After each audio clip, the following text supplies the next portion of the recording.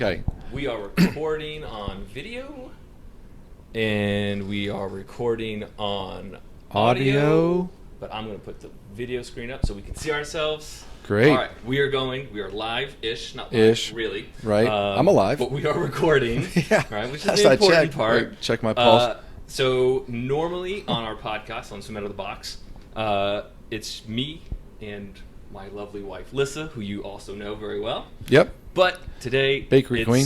Mm-hmm. you and me, Bill Brenner, the Bill Brenner. One of many, I'm sure, but... So, I guess I'll do a quick introduction for you. Okay. Bill Brenner, to me, we're going to say unofficial mentor, kind of my boss, definitely a friend. Right. World traveler, United States definitely traveler. Sure. How often do you travel? Like, how many weeks a year? 50. 50 weeks a year, Yes. so okay. Mm-hmm. Avid traveler. Easy. COO of U.S. Master Swimming. Director of Education for U.S. Master Swimming. Right. What am I missing?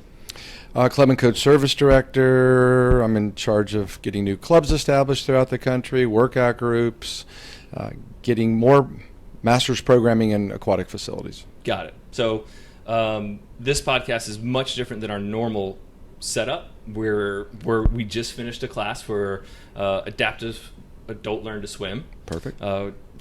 With Disabled Sports USA. We're in Atlanta, and we're in my hotel room. There was a backdrop of the city of Beautiful Atlanta. city. The light was a little bit weird, so we decided maybe we should not do that. Right. And there's no table in this room, so the mics are in our hand, which is also a little bit different. Sounds good. Don't be afraid to keep that mic really close to your mouth, by the way. Ooh, 'Cause okay. Your mic is a little bit quieter than my mic. Okay. I'll try not to. Yeah. Just eat it. It's fine. Just like Don't drop what it, you though. see on TV and the music videos. That's right. That's why I right. keep getting up in there. In the All right, mic. okay. Yeah, that's Yeah. what it is. So last podcast that we did, we tried to keep things a theme, but this is going to be a diversion of that. So the last podcast we did was about butterfly. Well, I don't want to talk to you about butterfly. I think you are much more knowledgeable about other things other than just technique. Sure, you have great in depth in technique, for sure. I could talk to you about that some other time. Yeah. Right? I wanted to talk to you about teaching and learning. As obviously teachers, we teach swimming. So we're coaches, instructors, teachers, whatever you want to call it. We all have our own separate way of teaching. And then also an understanding of learning, how certain people learn. There's the obvious, was it 5? Various learning styles. Yeah. But that's not what I'm talking about when I talk about how people learn. Right. What I'm talking about is more about understanding motor skills and why is it that someone can demonstrate a motor skill and then not have it like the next day, right?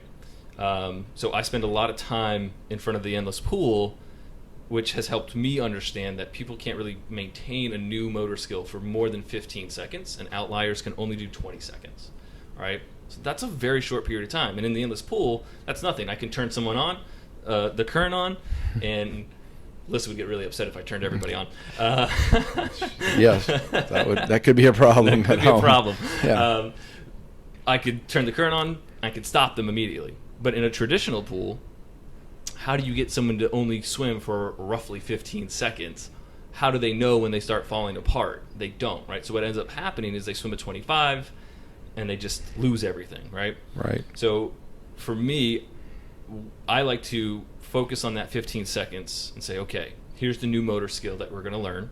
I teach them the movements in slow motion first, and then we just kind of make it a little bit more fluid, a little bit more fluid, a little bit more fluid. And I never let them go beyond 15 seconds unless they're looking really good. And if they can do 20 seconds, awesome, great. But I never let anyone go past that 20-second mark.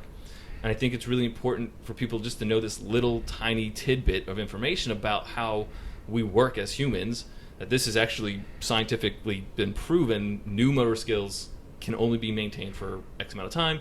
As you do that new motor skill, the time increases.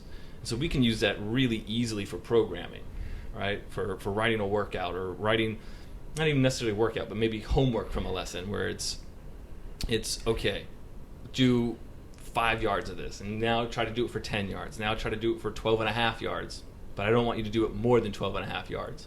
All right. And then maybe in 3 weeks you can do it for a 25. Don't worry about that. It's still recording. So it's programmable, but people have to be patient and be willing to understand that this new motor skill is different. It will feel weird. It's not supposed to feel the same. And you can use that as a physical learning cue, right? So there's another way of learning is through these physical cues that tell you, oh, this feels weird. That's very important, Yeah. right? They have to feel, they have to recognize when something's different, that they're doing something more correct than they were before. And a lot of times you have to search out what that feel is, what that visual is, even what that sound is, and make sure that they understand that's how they're going to recognize when they're doing it correctly. So if I'm in a pool that's 25 yards and I'm having them go the entire 25 yards, not just halfway, it's about what you should be recognizing that you're doing outside of the skill itself, outside of that mechanic. And that's why it's so important. I see so many masters coaches make the mistake of overwhelming their swimmers with technique. We teach in the Adult Learn to Swim certification program that keep it simple, keep it to 3. Well, that's sometimes overwhelming for people to keep it to 3 points, like this, this, and this. Well, no, how about just this?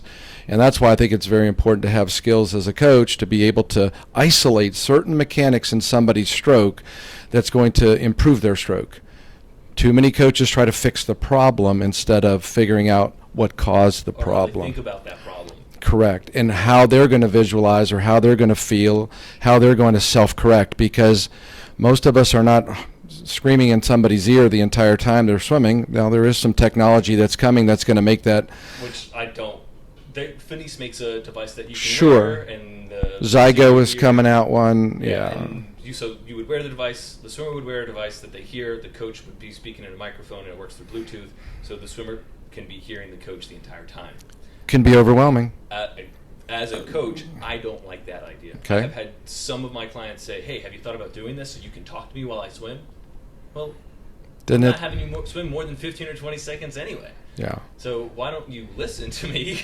Yes. Let your thoughts kind of process the information versus having constant feedback. Constant feedback isn't always the best. Because it's very limited amount of time they're actually spending with us or listening to us do the correction versus the time that they actually spend swimming. Right. In an entire practice, you may talk to, if you've got 30 people in the pool, you're going to talk to each and every one if you're a good coach, but how much time are you really going to spend on their technique during the main set? Are you going to isolate that during certain warm-up or certain time of another set, maybe a warm-up set? But think about what they need to be thinking about each and every stroke. And are they thinking about that? Hopefully a little bit, but that gets overwhelming too. Right. And it gets to be, well, wait, am I even doing this right? Right. So a lot of athletes want to get better and they want to perfect their stroke. Nobody's going to ever have the perfect stroke, but can their stroke get better? Absolutely. And if we take it one athlete at a time with what they have, helping them if they're willing to accept help, because not every adult swimmer is willing to accept help. Even if they come for private lessons, that are always willing, by the way. Sure, or that it doesn't feel normal to them, it doesn't feel comfortable. Well, a lot of things don't always feel comfortable in life, even though that's the right thing to do or the right way to do something. Right. So we have to really entertain the thought of the why they're doing it, why they should be doing it, something different than what they're doing now, and get in their heads a little bit of, is this going to improve my goal? What is my goal, and am I going to get there faster? Am I going to get there even above and beyond that particular goal? You know, what's their motivation to come to swimming? Yeah. And if it's better technique, great. If it's getting faster, great. Swimming longer distance, great. It does boil down to the right technique, and you've just got to give them the why. And if you don't, you're missing out an important feature of a coach. What do you think about over-exaggerated cues? Like sometimes I feel like I'll ask people to make really big movements so that they have to feel things. Yeah, that's I get worried about it too. Well, my philosophy too is I don't always teach the movement. I don't always teach certain results of something that's going to happen in their technique. I try to find cues or ways of for people to think that create then the mechanic itself instead of just concentrating on the mechanic. Whether it's as simple as when you know putting your hand in the water in backstroke with your opposite hip, or whether it's lifting your hand out of the water in backstroke with your shoulder instead of your hand. A lot of that creates something that I don't teach, because then it gets to be over exaggerated. And when coaches spend too much time spending on a technique that you can create just through proper mechanic instead of the mechanic itself, I think the swimmers are going to be more receptive to making the change, and they don't overdo things to the degree that it's like, oh my gosh, why did I ever ask them to do that? Don't do that again. Yeah, I think it's important to realize that, just like strength and conditioning, I don't know if you've ever heard this concept in strength and conditioning, if someone has a bad movement, put weight on it, right? Make them do it weighted, and then those movements start getting corrected because they have to use the right things. Good point. Right? Yeah. Mm-hmm. So it's very similar in swimming. Mm-hmm. If you generate the right amount of resistance during your pull on your arm or your hand, your body will react to it as long as you're putting your body in a position to react. Yeah. Right? So and then those are the cues that I look for as well. And some of the things that you can do in swimming is resistance band, that they're swimming with a band attached to the opposite end of the pool, or to a starting block, for example, with a belt around your waist, and you're going out and you start feeling that resistance. Well, then you start getting immediate feedback. Okay, can I be doing this differently to create more power, that I'm going to get a little bit further because this band is pulling on me? So that's one way that we would do that same concept in swimming, and I find that very effective, especially for somebody's breaststroke pull, because how do you teach where they should be pulling? It's not as simple as freestyle, when it's like, okay, hand enter above the shoulder, get an early vertical forearm catch, finish the stroke at the end, don't go past midline. Okay, but with breaststroke, okay, coach, how far out sweep do I go? When do I start my regular pull? And then when do I finish the stroke and start my in sweep?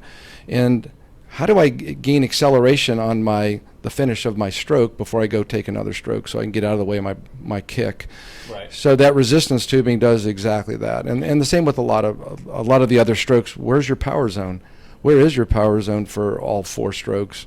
And then one way to find it is to add that resistance. So we always, at SwimBox, we always use ankle bands to help cause obvious resistance. Right. It's not about the legs having the resistance, it's about the legs having something to push against, so that the core can then react to that resistance. And so we do the same thing with paddles in freestyle.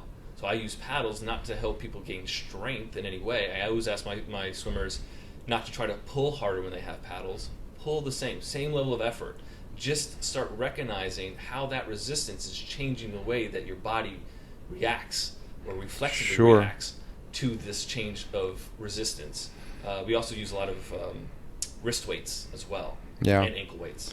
Well, I find using that resistance as well, it forces them to use the proper muscle groups, or muscle groups that they may not be using right now, like if you were doing freestyle. When somebody's getting a good catch, are you using your lats, or are you just using your shoulders to swim, and your arms? How do you create the most effective paddle? And sometimes you've got to use the toys that we have at our disposal in creative ways to create that. Yeah, I really have moved away from trying to isolate the use of a muscle. You ready? Watch this. I just engaged my lat. I didn't go anywhere, right?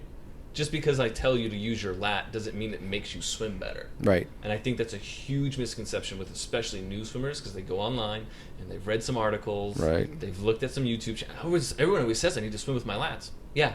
But you also have a whole entire back that needs to be activated. And if you just think about your lat being activated, you're missing out on all those other supporting muscles that then trigger all the reactions through your core that we're looking for. So you don't have to think, I have to rotate, because if you trigger those reactions, you rotate automatically. Right. And I know that you don't like to cue rotation necessarily. Mm-hmm. So part of not cueing rotation is cueing other good movements in the chain of events. Absolutely. All right. Yep. Good. So I have figured out, or learned over the years of coaching, that everyone speaks slightly different language. Oh boy. Right. Yeah. Normally, I connect with people pretty quickly, but I had one of my favorite clients, all-time favorite clients. I've been working with her for years, but it's not until this year that I figured out her language. I can say things now in a way that she can just physically repeat. Does that make sense? I can say what I want to see from her, and then it starts happening. Where last year, the year before that, it was always the opposite. I would ask her to do something, and it was almost exactly opposite of what I asked her to do, even though in her mind she was trying to do what I told her to do. Right? So you have to kind of build a rapport with the coach in a way. Like, you have to make sure you're on the same page. How you do that is tricky. I think as a coach, you have to ask if people understand, but that also becomes just chatter in the background a lot of times. Do you understand? Yeah, I understand. I'm going to go. Okay. Yeah. See you later. All right. But I don't know the feedback. What feedback do you have? Any like feedback that you would look for from a swimmer to know that like they're connecting with you? You know, that's difficult. I think you have to start with the fact that they have to be receptive to the change, and then once you're giving them some direction, how quickly they can pick up on something. But once again, don't overwhelm them too far. Yeah. You give them the why, give them the chance to ask questions why, and then get the feedback. I see too many coaches make the mistake of giving some correction to a swimmer, having them push off. The swimmer goes, looks up at the end of whatever they finish swimming, and looking for the feedback immediate from the coach, and the coach isn't there. They've moved on to somebody else. So it's that disconnect that then people start really disconnecting. I think the most effective coaches concentrate on certain things, give the feedback, make the corrections as quickly as possible, have them do it until they can basically master whatever they were doing, even if it's for that short period of time, even for 15 seconds.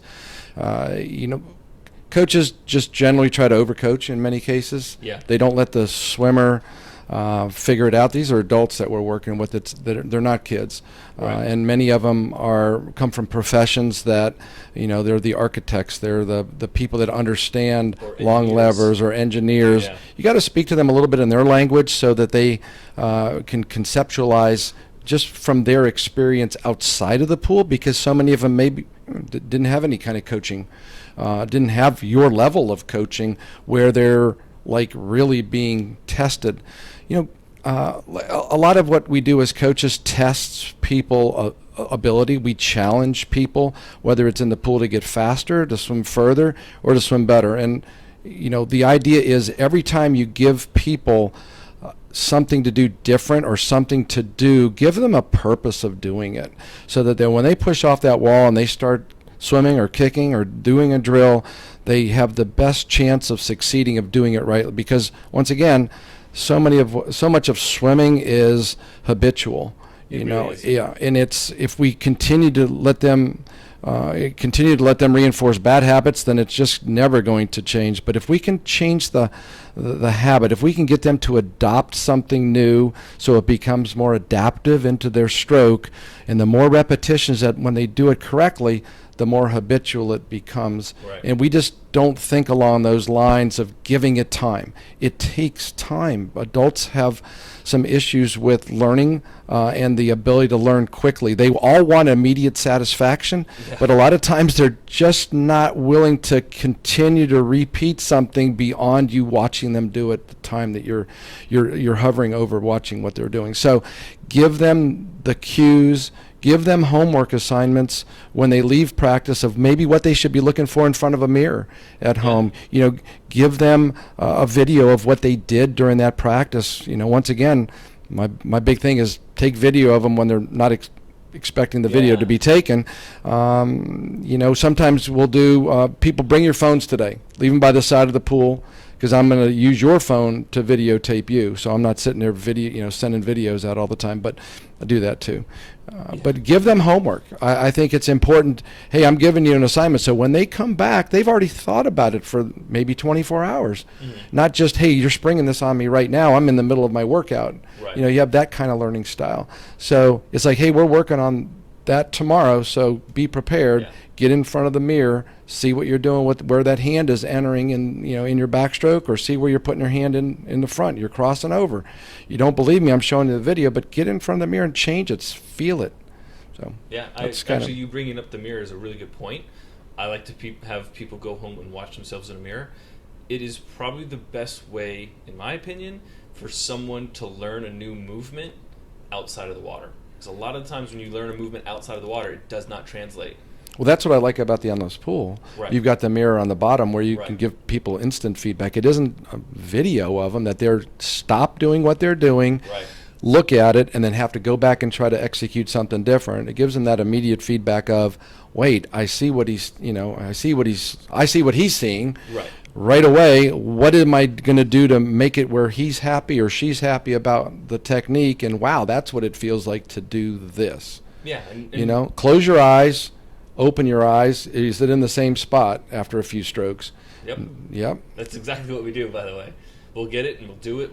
We will do so many reps without even breathing, so people can just watch the entire time, or throw a snorkel on them so they can watch for 20, 30 seconds without ever being out of breath.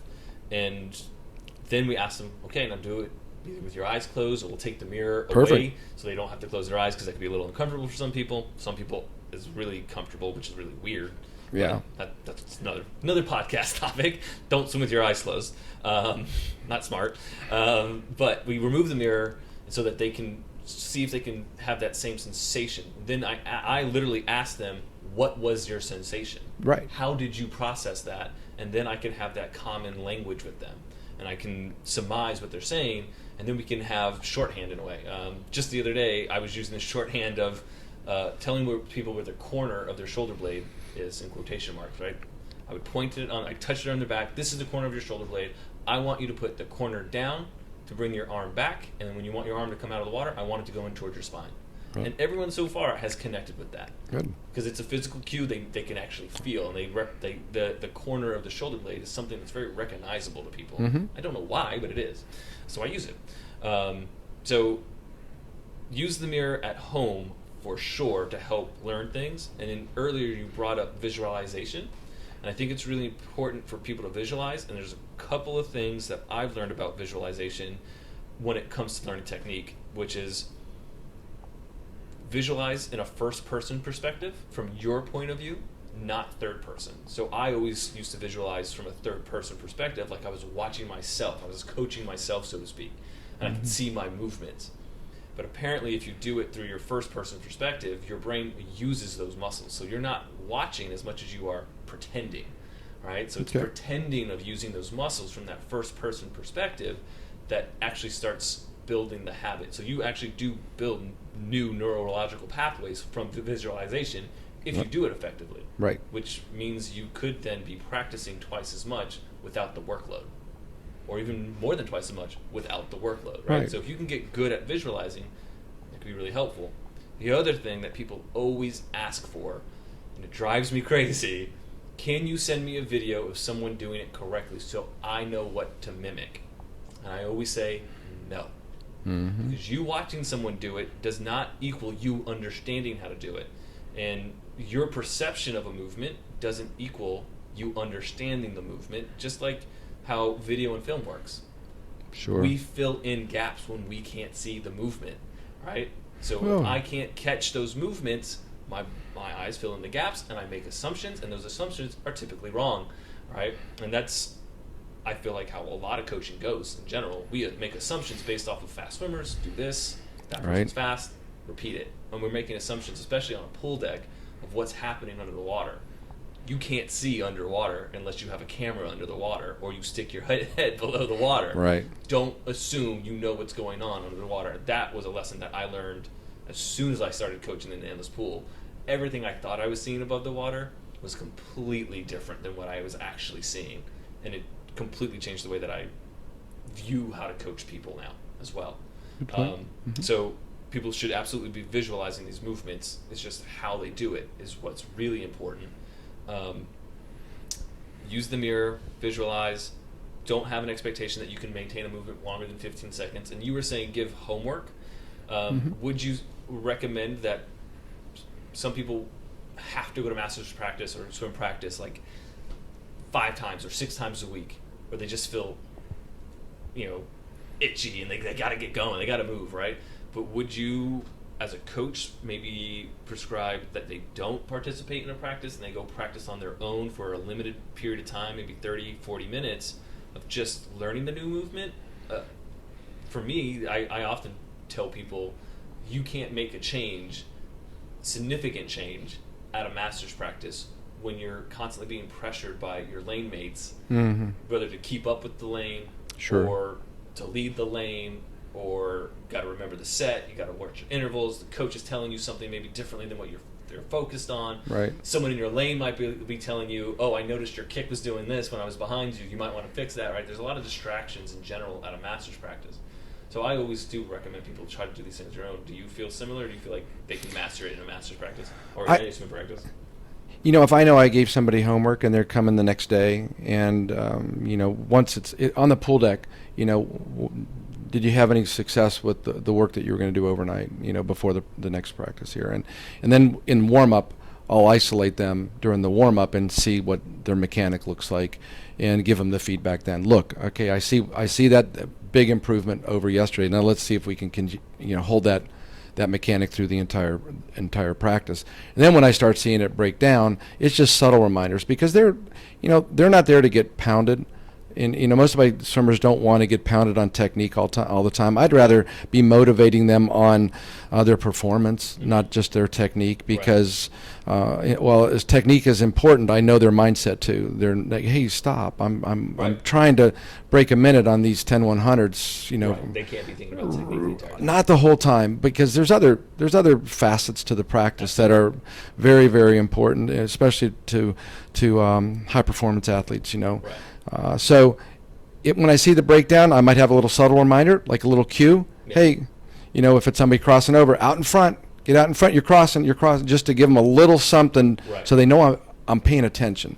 So because I want them to be thinking about this while they're swimming too. Right. But once again, there's a lot of times they're really putting a lot of effort into the actual workout. So yeah, that's why I prescribe maybe for the next 6 weeks.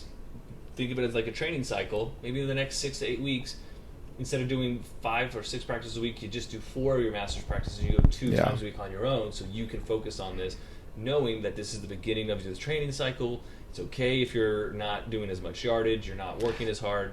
Correct the technique, then work hard. Yeah, it's most of my athletes. They would push back on that. To be perfectly honest, they would. Some of the beginner swimmers would be like, well, I'd rather have you watching me do it, even if I'm just going slower at practice, which they're probably going slower at practice anyway. Yeah. So it's nothing, that's outside of the realm of the practice. But some of the high performance people, maybe a little bit less of, hey, take the day off and go work on your technique, versus, hey, how about coming to a lesson? Or hey, let's isolate something, just a one-on-one. Yeah. So it's knowing your athletes, knowing what their purpose is, and I think for those people that only swim 3 days a week, it would be a very good idea to have them go on an off day to get in the pool and just not worry about a set, not worry about a distance, and then just spend some time. But once again, you have got to you must have educated them on how to recognize if they're doing it right. Because especially if there's nobody else watching, how do they know? And some of the drills that we teach give that instant feedback, whether it's the top hat drill, whether it's the parachute drill, whether it's... We call that paddle head drill, by the way. But top hat drill, we call it paddle head. Paddle head, okay. Because you're not wearing a top hat, so don't call it a top hat. But that's my thought. Yeah, so it's whatever you want to call it in SwimBox vocab. Like you said at the beginning, every coach has got a different vocabulary, and it sounds like SwimBox does too. So good. That means you're doing something right. You're coming up with your own jargon. Okay, I like it. So one of the things I really have been focused on within like the last 2 weeks is trying to tell people, I don't want you to memorize what to do. I need you to understand what to do.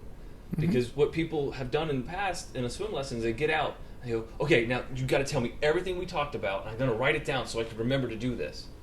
But the point of the lesson was for you to understand why we did these drills, or understand why I put weights and resistance on you, right? Understanding is learning. Memorization is the exact opposite of learning.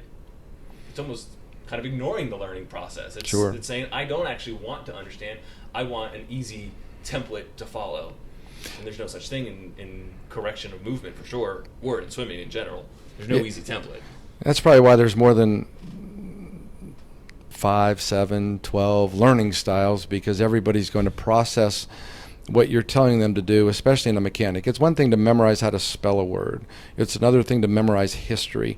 But when you're doing mechanics on your own self, not the mechanics of how to build a robot that's going to, swim in the pool. We're not creating robots here. We're not creating artificial intelligence in people. We're creating and helping them be more intelligent on the feedback that they process when they're doing the motion, or when they're thinking about it or visualizing it, of what it looks like, and then am I doing that motion correctly? And then you give them the feedback when they come to the practice. So, everything's a teaching moment if you're a good coach, whether it's why they're doing a set, why they're doing a specific mechanic, why they're doing a specific part of that set, because you understand the swimmer's goals. You know what motivates them to come, and if they're motivated to come because there's a lot of technique and they're really feeling good about it, man, I'm getting so much better, I'm getting so much faster, and it's easier to swim. It used to be so hard to go that fast. Now it's easy to swim that fast. It means I can now take it up a notch to swim a little bit faster. That's what motivates them. Great, you're doing your job. But don't assume that everybody needs the same level of instruction, whether it's the same level of coaching, same level of the technique. You've got to understand your athletes, get the feedback, watch their body language, don't scare them away, and always be encouraging. Always find the positive, and make sure people leave doing something well. Yeah. Because if you wait till the end of practice to try to make all the corrections, don't feel like that's a great time to really give the reinforcement, because first of all, they just did it maybe incorrectly for the entire practice until the very end, but then they might be leaving on a frustration note instead of a positive note. I fixed this earlier. What did I do well today, Coach? Because I want to leave the deck. I want to leave the pool in the most positive manner as possible. I want them to feel that way. That's what a master's coach should be doing, making people feel good about themselves, not inferior about themselves. Like, God, you got a lot of work to do. They probably know this. Right. They don't need you to tell them this. It's thank you for coming.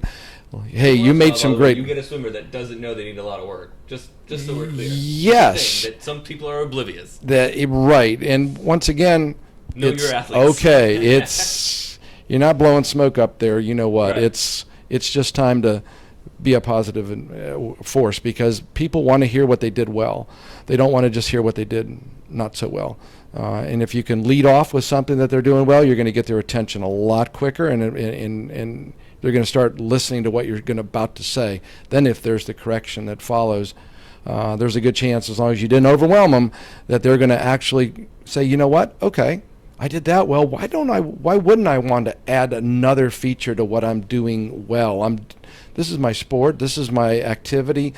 Hey, I'm an adult. Why wouldn't I want to do something better? Why wouldn't I want the stock market to go up on my investments instead of down? Why wouldn't I want my house to increase in value? Why wouldn't I want everything to be more positive in my life? And if this master's coach, sees potential in me to be better, why wouldn't I want to listen and at least try? I'm putting all this effort in.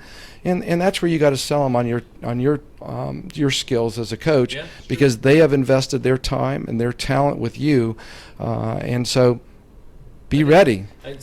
On the other side of that coin, as a coach, are you willing to be investing that time into that athlete? Some coaches might not want to spend the time working with somebody at a certain level. Some coaches want to, right? So making sure that not just knowing your athletes, or is it a good connection that you're going to have with that athlete? Is it the type of athlete you want to be coaching? And just also going back to kind of thinking about not overwhelming the athlete.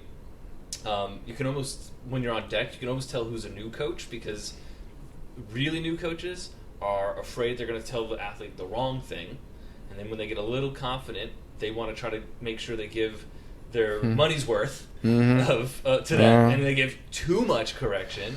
Right, and then as they kind of get better, if I had to think about it, it took me at least until like 8 years of coaching to really edit myself. And then after 8 years, maybe 10, 12 years into it, I could be a lot more patient about, all right, I'm going to give you the same exact cue or not cue, but focus every single practice for the next 3 weeks. Don't expect me to ask you to do anything else, because this is the thing that I need you to focus on, right? It took me a really long time to develop that practice, and patience as a Patience. coach. Mm-hmm. In SwimBox, it's a little bit different, because I see people on a weekly basis. I see people maybe every other week. Some people I see twice a week, Mm-hmm. and we can be very, very patient and slow building in their changing of motor Mm-hmm. skills. And it's just a different side of approach. And also going back to what you're saying with knowing not what athletes you're supposed to give more feedback to versus Right. I can definitely think of athletes that get what I'm saying, they understand the concepts, and every once in a while they just need a reminder. Right. And then there's athletes that just need constant feedback, constant help to understand what it is we're trying to achieve. Yeah, you can give your athletes the attention, but you can't just focus in on one thing. Like I said, it's not just the technique. And you may be a great technician and see things that people could be doing better, but there's a time and a place, and Yeah. there's other things that you can find that they're doing well. And maybe it's a set that's been challenging for them. Maybe it's a test set that they did for the first time ever, or that they did better than they did the last time. So it's always finding what gets their attention, and it builds up your collateral as a coach, as a good coach, as somebody that they can trust and that's paying attention, looking out for them, not just one thing. So many coaches, I see it on deck, either they're just vomiting all the knowledge that they think they have, Yes. and So it they're trying to prove their self-worth. right, Or something. every How much I know. every practice, and their egos are writing checks that their real skill level can't cash, and it's very apparent. They don't see it, they don't hear it, they just think that they are a know-it-all. I know this. Yeah, I know it, and I want to tell you it, and you need to do it this way because I read this and I know. This, yeah. Yeah, or I saw this video. I've been teaching this for 30 years. Ooh, I know. Yeah. Yeah, and it's like, yeah, well, if you've been doing it the same way for 30 years, you're probably not doing it as well as you could be Things have doing. changed since Yes, then. because once again, same kind of thing when they come to the coach certification. Well, I've been coaching for 30 years. I don't need this class. Really? Okay. What have you been doing? What did you do different this year than you did last year? What did you do? Because one quote that I like to say is, what got you here won't get you there. Ooh. So it's like if you're only satisfied as a coach with where you are now, because what got me here, what's going to get you better? Not what you've been doing, what you can do differently, either what you can learn as a coach, what more skills can you take, but then what you practice in practice. Yeah, you're speaking about coaches, but that's true to swimmers too. Oh, sure, absolutely, Right. yeah. But What did you do last year? Or this Oh, year especially this differently, right? I mean, that's so easy to point out to a swimmer that is set in their ways. This is how I swim. I'm not changing it. right. Okay. Hey, I want to get faster. Well, what are we going to do different this year? Because if we continue to do the same thing, especially as adults and we're aging, there's only a couple things. Either we can put more time and effort into it, we can change our technique, or we're not going to really do anything different, and maybe we're actually going to get slower. Yeah. Because of age, because of maybe an impingement, maybe an illness, who knows what the Right. case may be. But A new if we're limitation. not willing to do something different, why would we expect a different outcome? It just boils down to that. But coaches get into a rut. They write the same workouts, or they Yeah, recycle the same workouts. Yeah. It's the same season plan year after year, and they wonder why their athletes aren't getting any better, or why they're not improving as a coach. Because many coaches just think they have done it this way or know it all, and are not willing to try something different. There's a lot of great coaches that change things by at least 10% of what they're doing. Are they spending more time on speed work by 10% than they did the last season? Are we spending more time on distance? Are we spending more time on strokes? What am I doing different because I want my athletes to be better? Right. But you got to change. But most coaches aren't willing. They're so set in their ways, and they just lazy. I think Yeah, it boils down to lazy. It's mental laziness. Right. It's not even And physical laziness. and then they wonder why I feel so burnt out. I'm lazy because I'm kind of really burnt out on this. Well, you're not changing anything. Who wouldn't get burnt out of writing the same workouts Right. and then same techniques or right? whatever. Try a new drill. Try something different. Does it work for everybody? No. Maybe yes, but it's something different. you never know until you try it, and you never know until you experiment on the athletes, and they're willing to be that guinea pig because something different might be better for them than the same drill you've been doing for 30 years. There's new stuff out there, coaches. Yeah. So my new favorite phrase is question the assumptions of swimming. Right? A lot of swimming is just built off of assumptions. And a lot of coaches don't question them. They just go with them. So as a coach, as an athlete, everyone should be questioning these assumptions. And it's a simple thought. So if it's not working for you, question why it's not working for you. I fully believe in questioning everything I do. I don't ever believe that what I'm doing is right. I have to question it, and it will lead me down a path that eventually will get me to a better place as a coach, and will get my swimmers to a better place as swimmers. Right. So we just have a tough job, especially in masters coaches, when we're coaching a practice with so many different ability levels, so many people with different goals, and it makes it hard to write one workout for everybody. But there's no problem writing one workout for everybody, but delivering the workout to individuals is really what coaches should strive to do. 10 100s is 10 100s. Can everybody do 10 100s? Maybe. But can everybody do 10 100s on 4 minutes, or is it 1 minute? And how do you challenge everybody that can do on the opposite ends of each of that and everything in between? And that's when the coach earns his keep and really shows his effectiveness, is how do you challenge each person in that workout and deliver a meaningful experience and want them to come back for more the next day. And it's not easy, but it can be done. And if you need some advice on how to do it, probably get in touch with you, and they can get in touch with me, and we can force something out. How do people get in touch with you? What's the best way? The best way to reach me is... By the way, people email me all the time when I give out my email, so if you give out your email, expect to be reached. Well, you can reach me through usms.org. Okay. Look on the website. My email address is posted on the website under the national staff, or you can contact Club and Coach Service at usms.org or usmastersswimming.org. Okay. I feel like I could talk to you all day long, because I did. You did. I know. With you. Yeah. So because of that, I don't want to talk anymore ever again, it feels like, at this point, and we have to get up tomorrow and talk. We're going to do it again. tomorrow. We're just 5 or 6 hours. Oh, that's it. That's all. Yeah. So let's wrap this up. Anything that you want to close with? You feel like you got a good... A lot was delivered tonight. Yeah, it's a little scattered all over, but that's kind of what this goes. Yeah, it's not like there was a script and it was like key points, but go back and listen to it again if you have the time to go listen and maybe take a few notes. That's why we keep it short, so you can re-listen to it. And I like the idea of this podcast as being someone eavesdropping in a conversation that we would have. Yeah. All right? And actually somebody is eavesdropping right now in this room with us. Yes, he is. Because Morgan Lattimore is in the room with us. In the room. Just watching us and listening. Just like you are listening right now on the podcast. And if you want to look at Morgan Lattimore, Latitude Racing?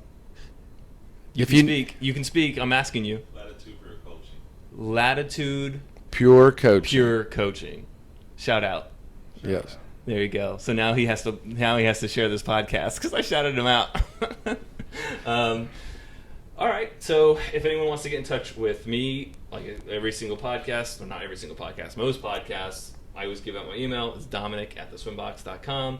You can obviously find us. Dominic? I thought it was Dominique. No, it's Dominic.